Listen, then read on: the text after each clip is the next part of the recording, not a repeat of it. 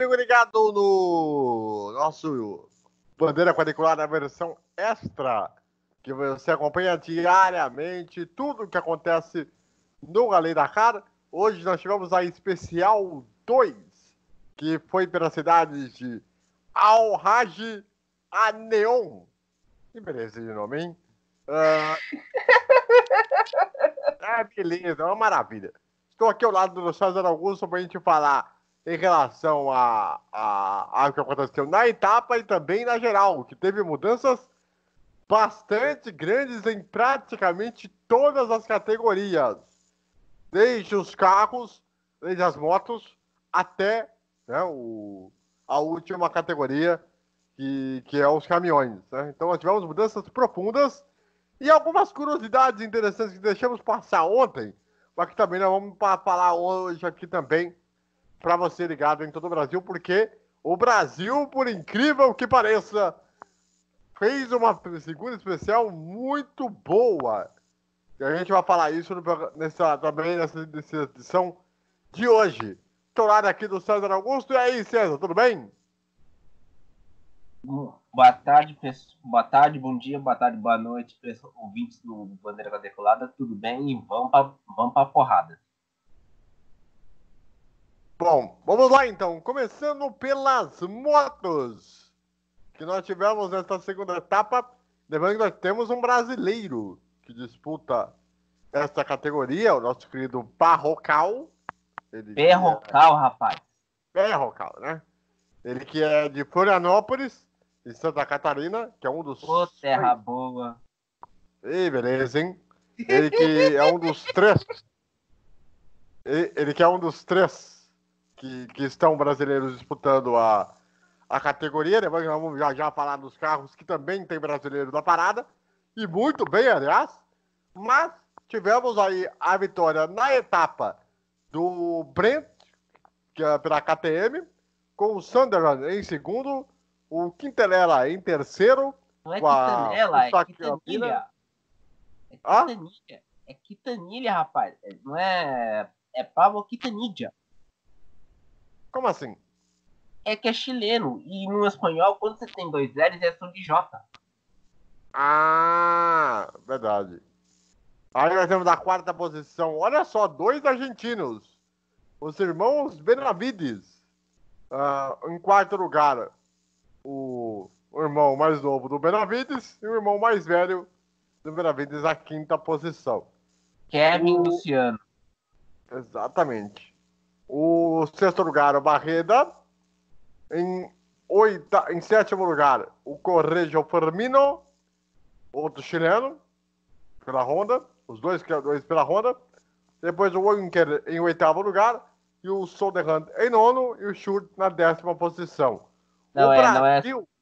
Diga. Desculpa lhe interromper. É o Xavier Sudetrat, da França, e Andrew Short nos Estados Unidos.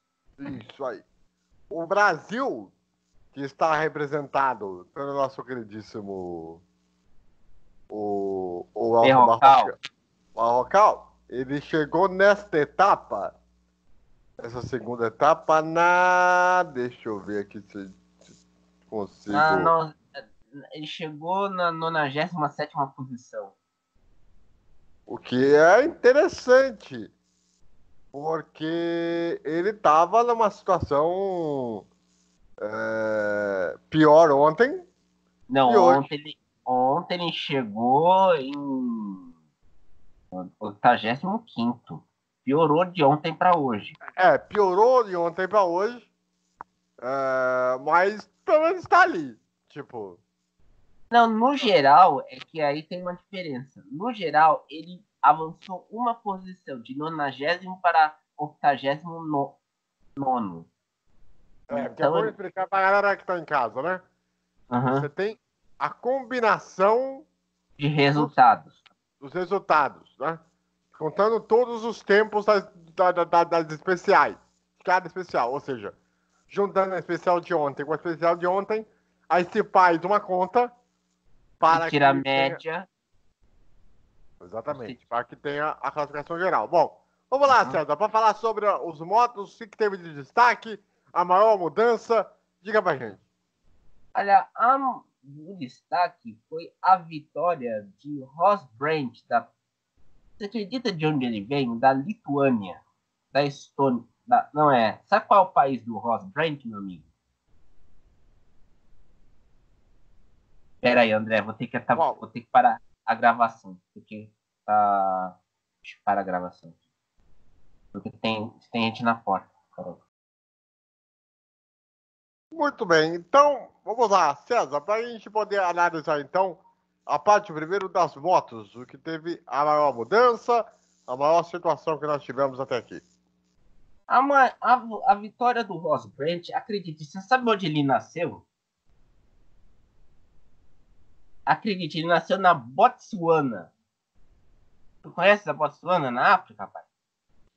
Sim, é aquele país maravilhoso que tem ilhas paradisíacas, umas Aquele paradas país, lá, loucas. aquele país que é um paraíso democrático no mar das ditaduras africanas. Ele É, venceu. Ele venceu hoje. A gente aqui vamos pegar. Ele venceu hoje nas motos, junto com o Sam Sandra em segundo, o Pablo Quintanilha em terceiro e os irmãos Benavides Kevin em quarto e Luciano Benavides em quinto. No geral, quem está liderando, e para surpresa de todos, é o Sam Sunderland, do Reino Unido, com a KTM, com 7 horas, 5 minutos e 22 segundos. Mas tem outra surpresa para você, meu caro André Vieira Coelho. É Pablo Quintanilha, da Husqvarna, que recuperou vamos dizer, a má performance no primeiro estágio e está em segundo no geral e com um tempo de 1 minuto e 18 segundos de diferença para Sunderland. Então, a gente está percebendo que as montadoras asiáticas, como a Honda e a Yamaha, estão comendo poeira tanto da Husqvarna quanto da KTM. E olha, eu não duvido que a KTM ganhe nesse ano, vamos dizer assim, o, o Dakar no geral, nas motos, tanto com o Sam Sunderland como com o Toby Price, o australiano. No outro é, lado dos carros, a gente tem outra surpresa. Se ontem o Vaito Tazala e o Saulo Jugelenas venceram pela Mini, a Mini teve uma nova vitória. E, no geral, quem está mandando e desmandando é o nosso amigo argentino Orlando Terranova e o seu copiloto Bernardo Grau, com 7 horas e 7 minutos e 33 segundos. A diferença para o Carlos Sainz, pai do Sérgio Júnior na Fórmula 1, e Lucas Cruz, é de 4 minutos e 43 segundos, porque eles estão com 7 minutos, 7 horas, 12 minutos e 9 segundos. Então, mas aí tem uma outra surpresa. A Toyota se recuperou com o Nasser Al-Attiyah e o Mathieu Baumel com 7 horas, 13 minutos e 43 segundos, com a diferença de 6 minutos e 7 segundos para o Terra Nova. Olha, mas ainda a decepção até agora é Fernando Alonso. o Alonso realmente. Olha, eu não sei o que aconteceu com ele. Se ele teve uma virada de ano que ele levou muitas azar, porque não é possível. Não é Que, possível o que passa com esse cara. Porque nos lembramos, né, César? Na primeira vez que ele tentou um rally acho que foi na África, ele na, quase na, bateu. não, foi no Rally do Marrocos no ano passado. Isso. Ele quase bateu. Sim, isso é verdade. E hoje, pelo visto, ele teve algum problema, né? O que aconteceu? O que aconteceu foi o seguinte: o carro dele lá no meio do trajeto entre o Awage e Neon, ele quebrou. E não é uma quebrinha qualquer. O carro teve que trocar a suspensão e o motor. Porque o carro sentiu o impacto de passar por cima de uma rocha. Teve foi danificada a suspensão e a roda. Você vê que a roda do Alonso tá bem ferrada, né? O Alonso ele chegou na posição de número 63 Porque da ficou etapa. consertando o carro por 4. por 2 horas. Por isso que ele chegou nessa posição. Mas Exatamente. a gente tem que destacar também nos caminhões, meu caro André, que a disputa entre Nakamas está acirrada, porque nesse ano quem está liderando no geral é o Serhei Vyasovich. Tu conhece esse homem da Rússia, rapaz? Serhei Vyasovich? Que país que é esse mesmo? Rússia, rapaz. Kamaz, a montadora dos caminhões russos que vencem. É que Interessante isso aí. E interessante que a briga pelos 3 primeiros lugares é tudo são... Kamaz. Então, impressionante. Não, e o Vyasovich é da Bielorrússia. Aquele país cujo ditador, o filho fica toda hora grudado no pai. O ditador e o filho. Ficam tudo grudados. Até rola piada sobre que o filho que é muito chegado no pai. Sabe essas coisas, né? Mas voltando ao Dakar. Quem liderou nesse estágio foi o Serhei Vyasovich. E teremos também, a gente tem que ele vence o segundo, e quem está no segundo lugar é o Andrei Karginov, junto com o líder da geral, que é o Anton Shibalov. Só que o problema é que os dois caminhões da Kamaz estão liderando.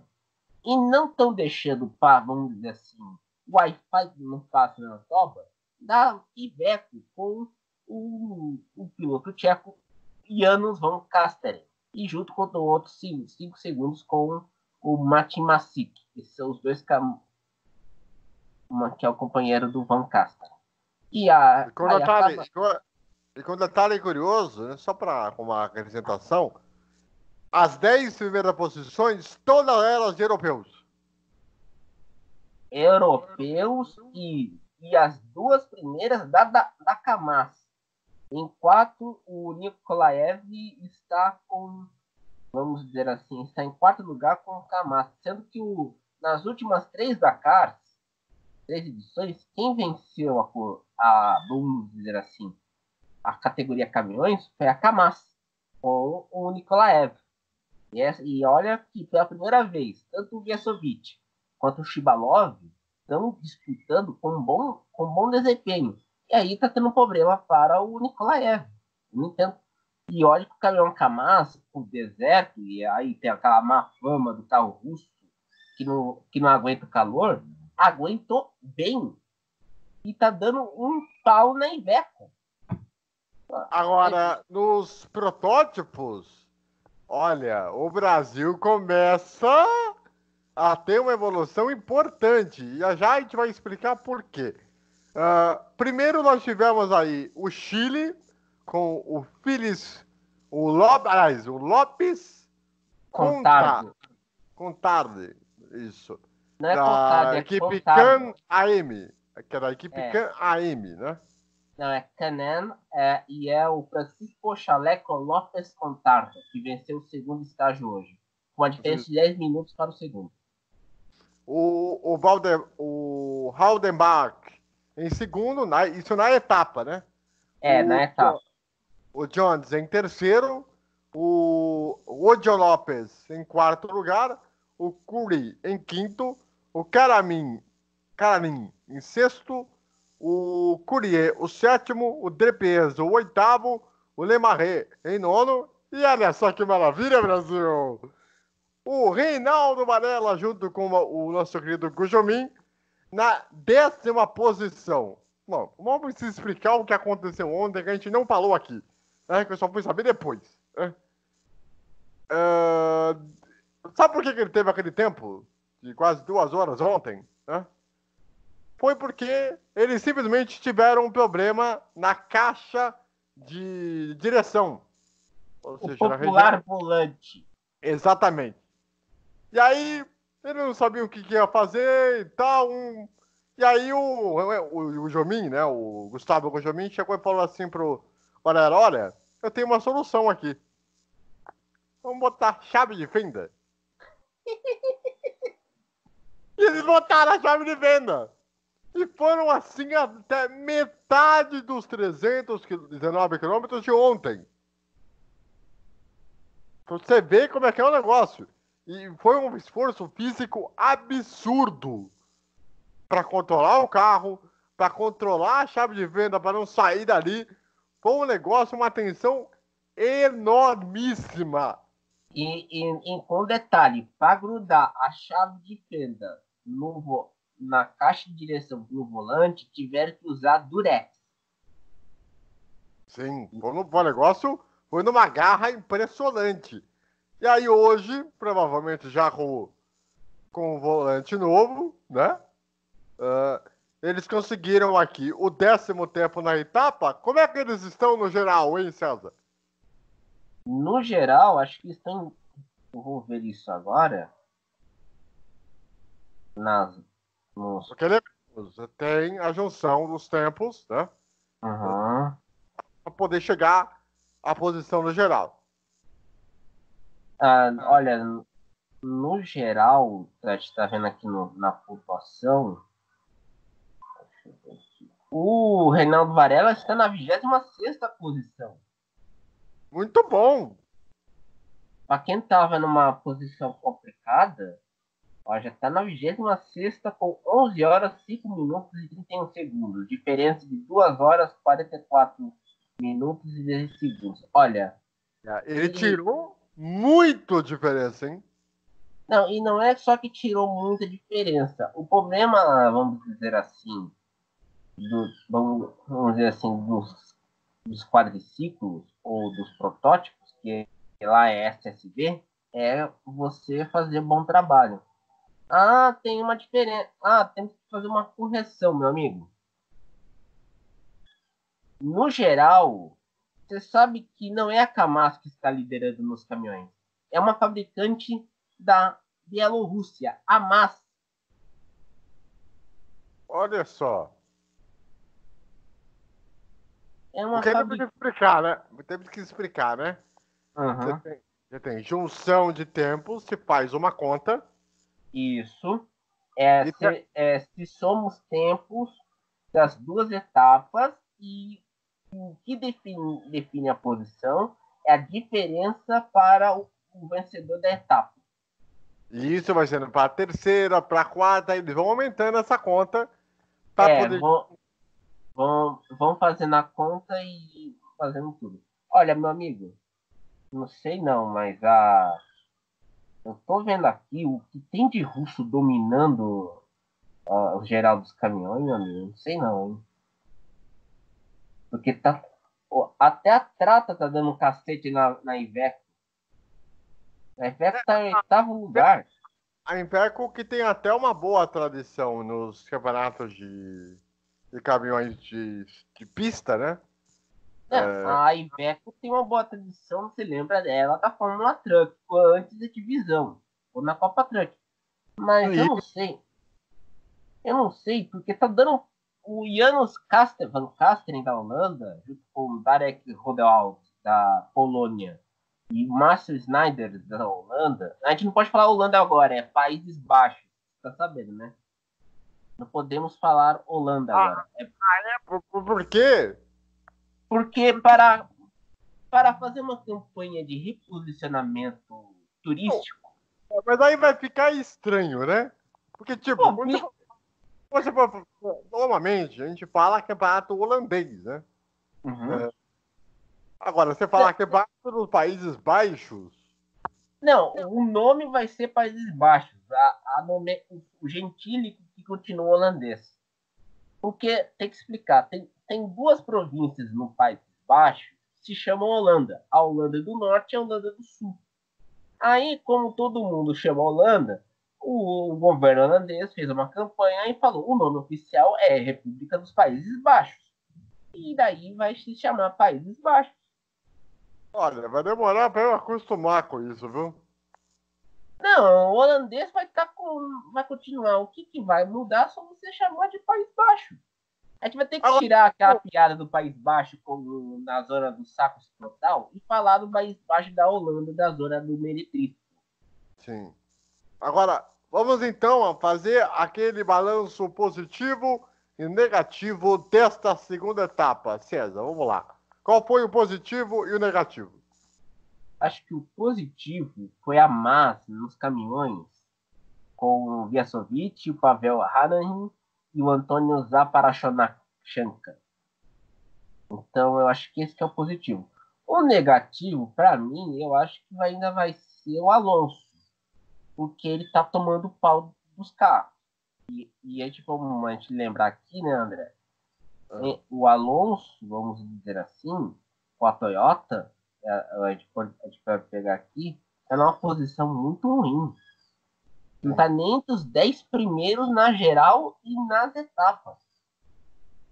Você vê como que coisa tá feia, né? É aquela situação, né? O Alonso vai ter que remar muito, né? Lógico que depois a gente vai saber qual foi se foi um problema sério, se foi só um Acho que problema. foi porque foi um problema, vamos dizer assim, um problema na suspensão e na roda. Tiveram que pedir ajuda para o caminhão de assistência para trocar. Provavelmente eles devem ter ido em alguma. Ter pisado no deserto e quebrado, errado a suspensão, né? Provavelmente, né? E vamos ver como é que o Alonso vai ter que tirar a cartola aí pra remar isso aí. Agora, Sabe desculpa para acrescentar, a posição do Alonso no geral diga-me. é 48ª, no geral. Que maravilha, hein? Olha só, hein? Tá apanhando de muita gente nesse conversa de rally. Não, apanhando a gente não pode falar aqui por causa da Lei Maria da Penha, mas tá tomando uma sova até da equipe da Toyota. Lembrando que a próxima estágio, ou Agora é a hora da verdade. agora isso vai ser é isso que é o mais bizarro desse Paris Dakar. Vou explicar. A especial que vamos ter amanhã vai ser só na cidade de León. Serão 427 quilômetros de especial. 427 quilômetros de especial. Vai fazer uma volta pelo deserto de Jabal a-Xixifa. Você conhece a Xixifa, rapaz? Não, nunca cheguei a ouvir falar disso. Olha, é tudo novidade para mim sobre. Vou falar uma coisa para você, viu? O que E vai passar pela região de Wadi Axixamar, na região, e tudo fica, sabe aonde? Na província de Tabuque. Que beleza, hein? Que nome maravilhoso. Reclama com a Casa de Saúde por causa desses nomezinhos, tá? Reclama com a família real da Arábia Saudita. Aí tem uma parada, né? Quando você faz um tipo de especial dessa, eu acho que deve dar um bug nos pilotos, né? Do tipo, mano, eu vou ter que fazer a volta pra chegar, pra voltar no mesmo lugar. Não, mas esse pelo menos o roadbook desse vai ser bem feito, porque vai fazer uma voltazinha, volta no mesmo lugar. Mas aí, como é um estágio de 427 quilômetros, os pilotos vão ter que lidar com as dunas pela primeira vez. Não vai ser o trecho de litoral como foi nos dois estágios, hein? Jeddah e o Al-Aj. Então dá para, vamos dizer assim, dá para você fazer barbarizar nas dunas. E a gente tem que contar. Então nós temos um novo fator aí, né? As dunas e o deserto, porque não é no litoral, é nas dunas. E olha, aqui a gente tem que falar os horários, porque nessa especial vai ser incluída uma pontuação extra para uma patrocinadora, a Motul, que é de lubrificantes. E tanto, por exemplo, a gente tem que explicar aqui, os quadriciclos, os carros originais da Motul e os quadriciclos, os motos, Motul e quadriciclos, são tudo às 7h40, horário da Arábia Saudita, 1h40, horário do Brasil. Carros, caminhões e protótipos serão às 3h15 da manhã, horário de Brasília. Então, A gente vai ficar sabendo o resultado a partir das 7 da manhã. Horário de Brasília. Dessa Que, especial. que beleza, hein? E a gente vai furar a Fox de novo. Exatamente. Ou seja, eu fico imaginando o cara que tem lá o sinal gerado, né? Uhum. E ele tem que ver a etapa todinha, a madrugada todinha, até o dia Só dá clarear notícia à praticamente. noite. Só dá notícia à noite. Então, e amanhã, além de a gente fazer aqui o nosso, o Podcast.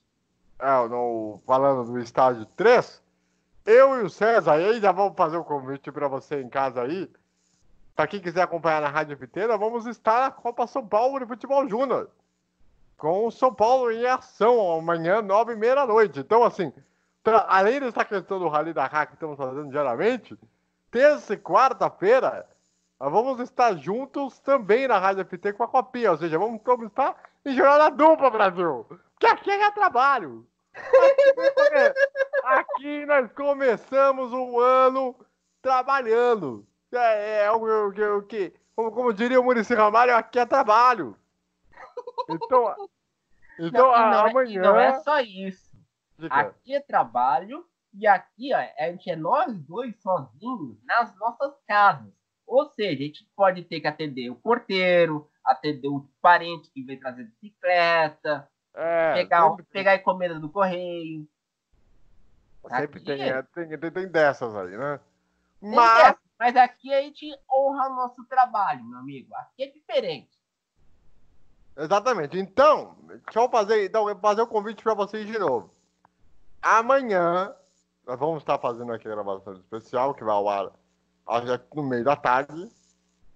E, à noite, eu e o César vamos estar juntos, às 9h30 da noite, a bola rolando, né? Pro jogo do São Paulo, pela Copa São Paulo. Diga. Palmeiras Futebol Clube do Rio Grande do Norte. Esse é o jogo nosso amanhã às 9h30 e o jogo do Palmeiras na quarta-feira contra a Ferroviária. Isso, o jogo lá na Ponte Luminosa. Então, vocês fiquem ligados aí que nós vamos estar trabalhando em parte dupla aqui nessa bacana. Então, detalhe, siga o nosso Twitter, Bando Quadriculado aí também, além das nossas redes sociais, eu, ABC Narrador, e o César. César Augusto Ieme. Então, para vocês ficarem ligados, saberem de tudo, no Twitter do Bandeira Quadriculada vai ter lá os podcasts sempre à disposição. E além do Mid-Cloud, que é o que você está ouvindo agora, e você pode ouvir aonde você quiser, quando você quiser e aonde quiser. Ou seja, você pode furar a Fox com a gente. Exatamente. E então, se você quiser saber curiosidades e tal sobre a cidade, também a gente faz questão de falar aqui também para vocês, porque eu sei que a Arábia Saudita é um lugar muito novo para muita gente, inclusive para nós. Então, Não é que é um lugar muito novo, é um lugar que o potencial turístico ainda não foi aproveitado. exatamente. E que no noticiário você vê o seu Guga Chakra no Twitter descendo o porrete da monarquia local. Exatamente. Então. E uma coisa importante. O Rally Dakar garantiu mais uma vez a segurança dos atletas do evento, porque na visão deles não vai interferir, como é que eu posso dizer, toda essa situação aí da morte do general iraniano Qasem Soleimani, o general iraniano, que aí o Irã e a Arábia Saudita estão numa guerra fria. E o general Soleimani, para você que vai assistir o Jornal Nacional, olha, a gente tá dando furo até do Jornal Nacional. Foi enterrado hoje, teve um funeral hoje em Teherã, com mais de 1 milhão de pessoas assistindo nas ruas. Ele vai ser enterrado amanhã na sua cidade natal. E o que se especula até o momento Manhattan Connection é que o Irã e a Arábia Saudita não fazem nada até uma segunda ordem americana. Ou seja, se o Trump ficar com fogo no toba e for no Twitter xingar alguém do Irã, aí vai ter uma reação. Mas nesse momento, os dois estão bem quietos. E do Twitter, tem um Twitter do Irã que fizeram um vídeo com o caixão dos Estados Unidos, né? Então. Você vê que é carinhoso. Você vê que a coisa é carinhosa, né? Hã? Você vê que a coisa é carinhosa, como já faz com o caixão dos Estados Unidos. Então. Você vê que o negócio tá tendo a situação. Mas o Dakar já avisou que como ele vê que não tem nenhum risco no sentido de questão terrorista, né, ou algo do tipo. Ou questão de guerra. Que tá... Eles entendem que eles podem seguir o torneio normalmente, sem qualquer tipo de problema. E parece que também a Arábia Saudita avisou a organização que não terá problema nenhum em relação ao Dakar. Ou seja, eles estão garantidos, se não só por eles, mas também pelo governo saudita. Então, só para deixar claro, para vocês entenderem a afirmação, né, a afirmação, mais uma vez, que a categoria deu, para dar uma tranquilizada dos pilotos, para que eles possam focar nos seus tempos, as suas marcas, e, enfim, para que possa ter uma situação mais tranquila, porque havia realmente, né, um receio, né, uma dúvida no ar sobre a questão de segurança do que poderia acontecer, como já aconteceu outras vezes, né, na era Paris-Dakar, né? E sendo que teve aquela vez em 2009 que o Paris-Dakar foi cancelado por ameaça de terrorismo, na região do norte da África. Exatamente. Então, só para deixar claro aí todo o contexto do que está acontecendo, então, por isso, o Dakar vai conseguir tocar o barco, por enquanto, sem nenhum problema, tanto que essas especiais que eles fizeram aí parece que foram justamente para, se caso houver alguma coisa, se fiquem na cidade e não saiam dali. Não, e tem uma explicação. Essas especiais foram no lado do Mar Vermelho, da Península Arábica, e não no mar, vamos dizer, perto do Estreito de Hormuz, que é aí que dá encrenca, que é no Golfo Pérsico. Então, essas primeiras especiais foram no Mar Vermelho, na cidade de Jeddah, Al-Wad e Neom. Ficam no Mar Vermelho, que faz fronteira com o Egito. Agora, se fizesse as especiais perto do Golfo Pérsico, que fica no Estreito de Hormuz, por exemplo, que fica entre o Iraque, Irã, Omã, Catar e Emirados Árabes Unidos, daria encrenca e estaria mais vulnerável a um ataque iraniano. Exatamente. Então, amanhã nós estaremos de volta para falar as informações da Especial 3, com as informações dos brasileiros, de como que vai estar a situação. Vamos ver se terá mais evolução, principalmente nos protótipos, com o Reinaldo Varela aí, que é um cara que, olha, eu vou dizer uma coisa para você, hein? O bicho, ele tem uma experiência absurda. Porque o que ele conseguiu até agora de pegar a adversidade e poder subir de uma maneira grandiosa, não é à toa que foi campeão do Rally Dakar na sua categoria em 2018. Né? É um cara que realmente ele não veio só para passeio. Né? Ele é um cara que ele veio para brigar por alguma coisa. Ele vai chegar no top 10.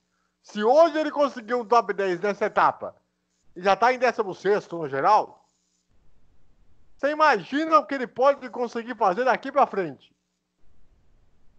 Esse que é o grande ponto. Se ele continuar nessa evolução aí, olha, daqui umas 2, 3 especiais, vocês não se surpreendam. Se ele já estiver em quarto, se ele já estiver em terceiro, se ele conseguir tirar a diferença na maneira como ele está tirando, vai ser um negócio fora do comum. Ou eu tô errado, César? Não, você tá certo, vai ser fora do comum e vai ser uma virada que ninguém esperava, porque, vamos dizer assim, o estágio 1 quebrou as pernas de muitos pilotos. Você vê o Zala, que venceu ontem, chegou em quinto hoje, e aí o Orlando Terranova, que é da equipe satélite da Mini, já tá liderando no geral. Ou seja, é um rally que pode mudar muito de uma etapa para outra, que pode mudar uma classificação geral, que pode mudar sistematicamente as situações. Não é uma coisa simples, não, galera. É o que eu falo aqui. A grande chave do Rally Dakar é o quanto é imprevisível. Você pode olhar qualquer situação e você falar assim, olha, tá em tal posição, vai ser difícil de diferença. Nunca duvidem do deserto. Porque ele pode ser traiçoeiro para algumas coisas, ele pode ser sinuoso em algumas coisas, né? Então, esse de agora em diante vai ser um momento muito chave para a questão toda. Lembrando que o Rally Dakar, né, vamos lembrar mais uma vez, vai até o dia 17 de janeiro. Então, tem muita água para rolar ainda. E amanhã nós vamos falar aqui da terceira especial para vocês, certo? Um abraço ao César Augusto. Abraços e até amanhã. Até amanhã para vocês. Um grande abraço e até mais.